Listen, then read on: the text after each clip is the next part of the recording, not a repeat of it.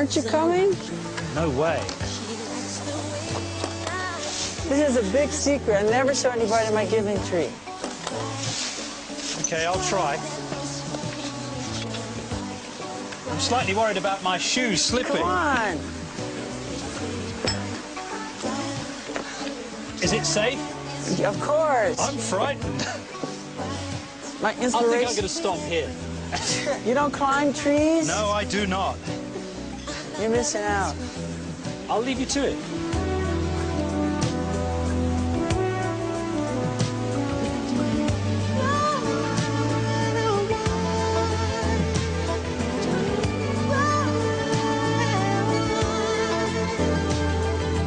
Looking out across the morning, when the city's heart begins to beat. I love climbing trees. I think it's my favorite thing. Having water balloon fights and climbing trees. I think that those two are my favorite. Don't you prefer making love or going to a concert, or you really mean that you prefer climbing trees and having a balloon fight? Yeah, water balloon fight. And you prefer that to anything else? Well, as my pastime fun, you know, can't compare it to performing. But other people play football, basketball. I like to climb trees.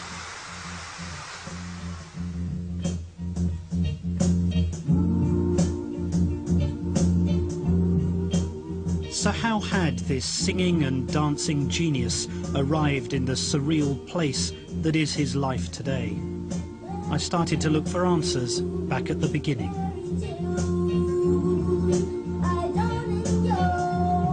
He played me his first single, Big Boy, which was released when he was just 8. By then, Michael Jackson had already been performing for 3 years.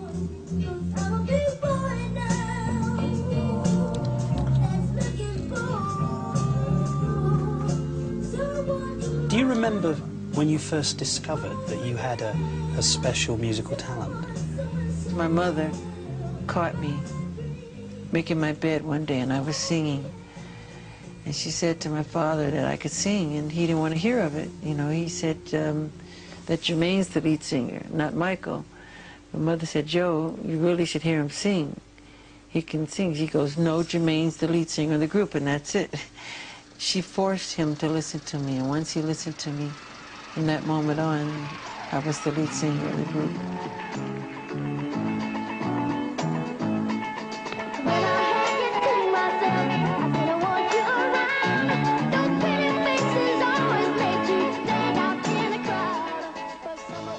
My entire childhood, I remember people always saying to me, he's a 42-year-old midget.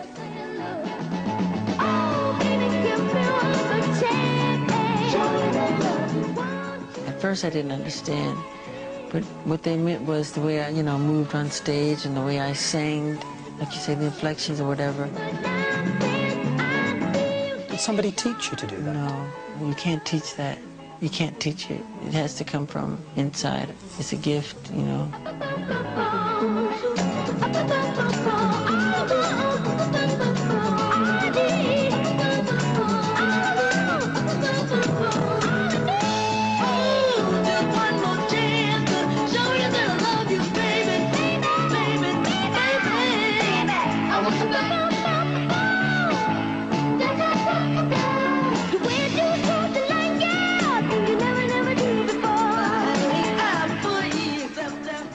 I remember precisely going to Motown Studios to record, and right across the street from the studio was a park. And I could hear the roar of the, you know, the Little League team, and they were playing soccer and football and volleyball, and they were playing baseball. And I remember a lot of the times looking back and really hiding my face crying.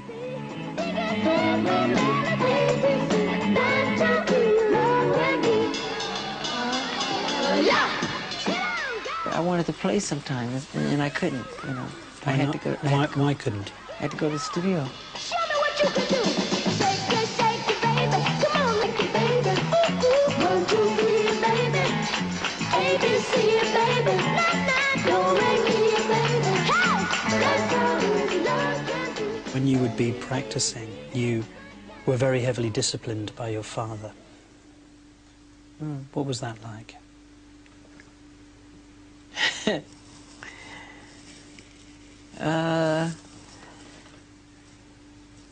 Well, I didn't have it that hard because he used me as the example. It was like, do it like Michael. You know, and he practiced us with a belt in his hand.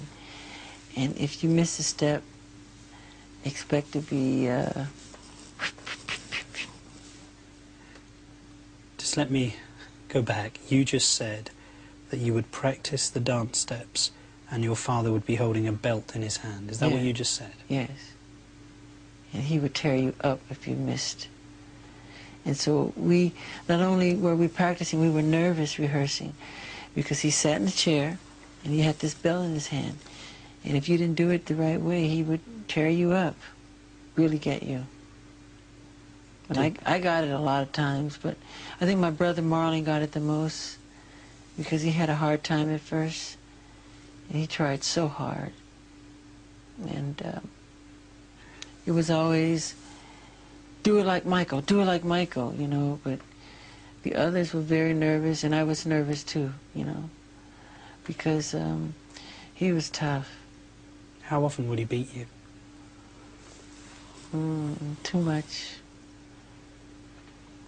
Would he only use a belt?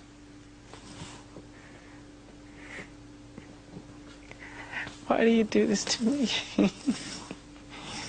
No, more than a belt. What else would he use to hit you with? Ironing cords, whatever's around.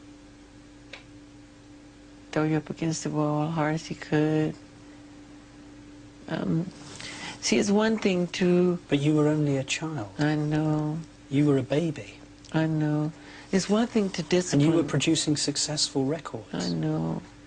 He would lose his temper. I just remember hearing my mother scream, Joe, you're going to kill him, you're going to kill him, stop it, you're going to kill him, you know, and I was so fast, you know, he couldn't catch me half the time, but when he would catch me, oh my God, it was bad. It was really bad. I looked up at the screen and couldn't help wondering what effect this violence had on young Michael.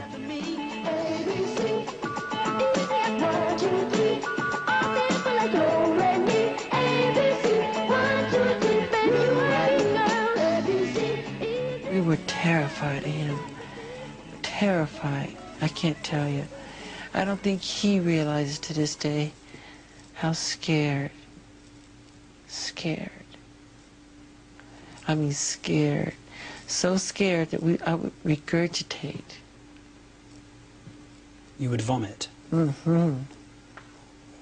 When would you vomit? What would produce that sort of reaction in you? His presence. Just seeing him. And sometimes I'd faint, and my bodyguards would have to hold me up.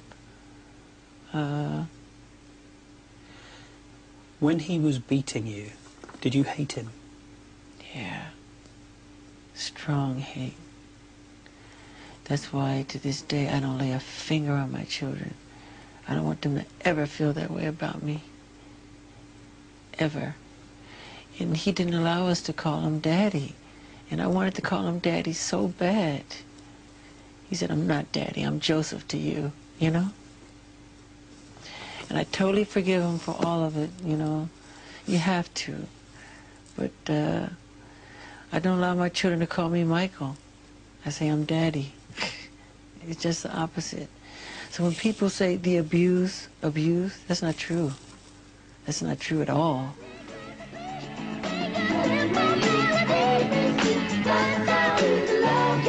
ABC, girl.